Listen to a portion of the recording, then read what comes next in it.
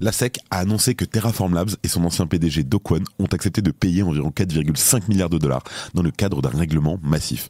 On en parle dans un instant. Le Crypto Daily. Mon nom est Benjamin Cohen. Et vous êtes bien sur le Crypto Daily. Le podcast qui traite de l'actualité crypto, NFT et métaverse.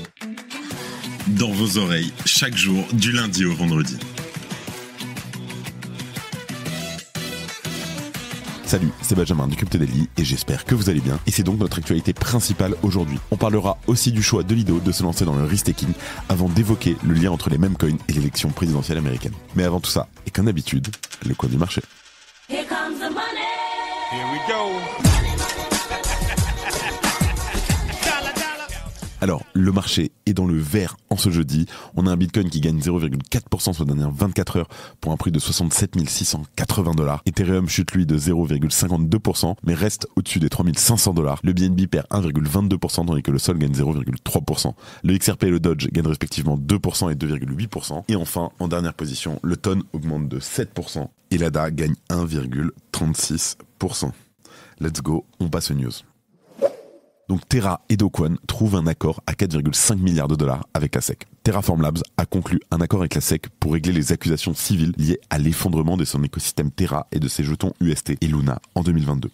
L'entreprise s'est engagée à payer environ 4,47 milliards de dollars, incluant des amendes pour désinvestissement de près de 3,6 milliards de dollars. Ça fait des chiffres. Mais aussi une pénalité civile de 420 millions de dollars et des intérêts préjudiciels de près de 467 millions de dollars. Do Kwon, le cofondateur de Terraform Labs, est donc personnellement tenu de payer 110 millions de dollars en pénalité de désinvestissement et environ 14,3 millions de dollars en intérêts préjudiciels. Cette décision, elle fait donc suite au verdict du jury qui a trouvé Terraform Labs et son cofondateur responsables de l'effondrement de l'écosystème Terra. Pour rappel, l'effondrement de l'UST et de Luna en mai 2022 a déclenché une vague de faillites sur le marché des cryptos qui a culminé avec l'effondrement de la bourse de crypto-monnaie FTX. Do Kwon, lui, a été arrêté au Monténégro à la fin de l'année dernière alors qu'il tentait de voyager à l'aide d'un passeport falsifié. Et dans le cadre d'un bras de fer, le Monténégro n'a pas encore décidé où Do Kwon pourrait être envoyé pour répondre à ces accusations criminelles. Bref, revenons-en à cet accord.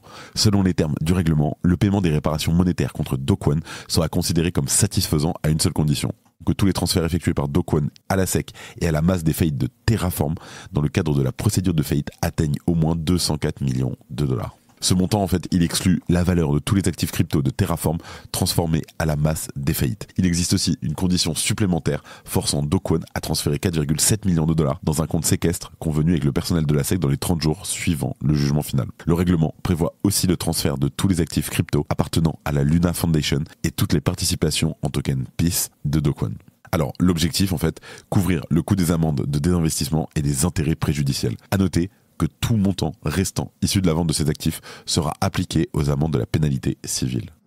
En 2023, ce sont des milliers d'entrepreneurs en tout genre qui ont tenté de créer une communauté et de devenir le projet numéro 1. Je vois une bonne centaine de GPU tourner à blinde. J'ai acheté une carte NFT d'un fighter en slip. Aujourd'hui, nous allons donner la parole à ces porteurs de projets qui ne souhaitent qu'une chose, faire de leur projet le top projet. Ils présenteront leur projet à nos 4 juges confirmés. Je trouve que tu te restreins en fait, alors que ça peut être beaucoup plus large. On a manqué un peu de storytelling. Mais à vous aussi, le public, qui pourrait voter pour le projet qui vous a convaincu. Comment vous gagnez de l'argent? J'ai pas compris. Mais certains échoueront face aux juges. Vous pouvez pas dire c'est ce que tu veux. Bah non, c'est pas ce que je veux. Tandis que d'autres feront l'unanimité. T'es très fort, t'es charismatique, tu présentes bien, etc. Bienvenue dans Top Projet.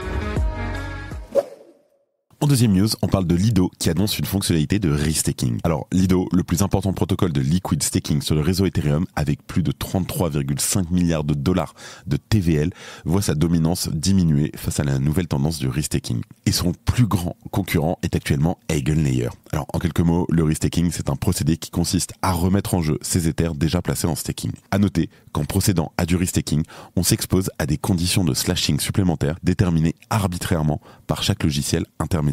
Face à cette situation, Lido, donc qui est contrôlé par une DAO dont le token de gouvernance est le LDO, a décidé de répliquer. Le protocole a annoncé sur ses réseaux une collaboration avec Melo Finance et le protocole Symbiotic pour introduire des stratégies DeFi de risk-taking. Lido a aussi récemment présenté de Lido Alliance, un groupe de partenaires et de protocoles engagés à protéger le rôle du token STETH dans la finance décentralisée d'Ethereum. Le responsable de la stratégie de Lido, Asu, a également présenté le Regoose, R-E-G-O-O-S-E, une stratégie à plusieurs volets visant à aider le protocole Lido à faire face aux risques que représente le risk-taking. Le lancement de 4 produits de risk-taking centrés sur le token STETH sur Melo Finance est donc le premier exemple de Regoose et de The Lido Alliance en action.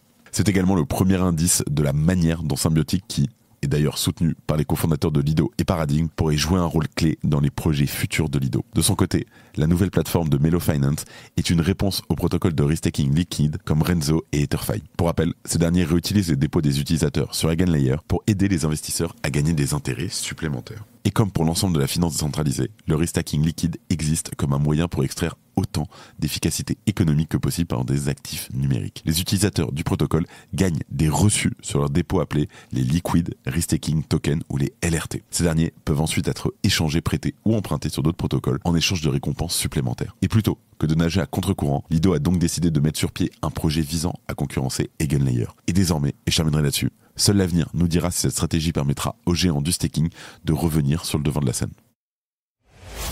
Vous en avez marre de gérer votre argent d'un côté et vos cryptos de l'autre?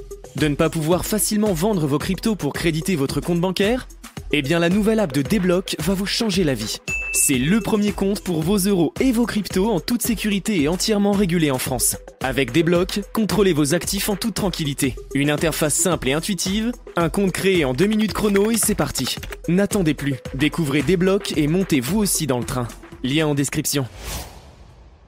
Et en dernière news, la condamnation du fils de Joe Biden fait décoller les meme coins.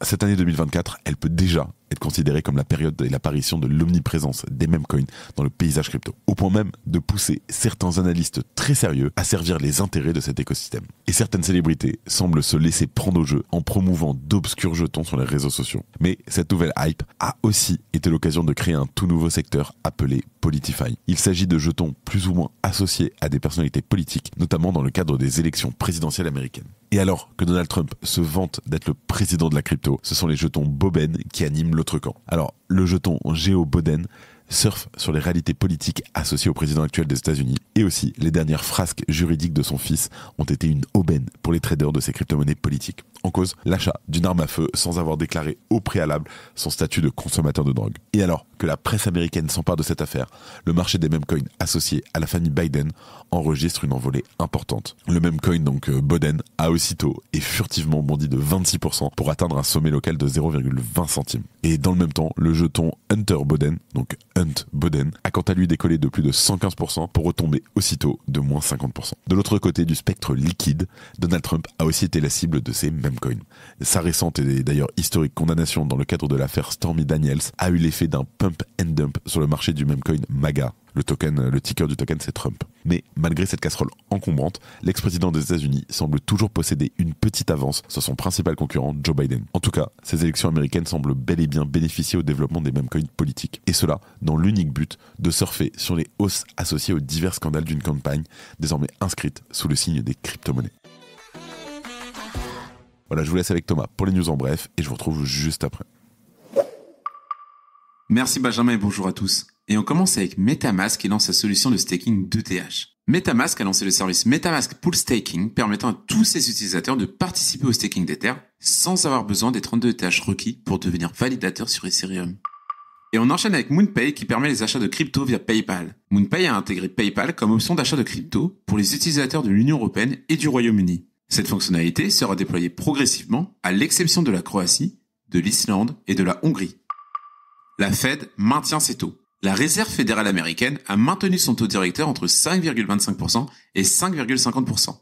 Elle a souligné des progrès modestes vers l'objectif d'inflation de 2%. Selon les nouvelles projections, une seule réduction de 0,25% aura lieu cette année. Ripple annonce le RLUSD.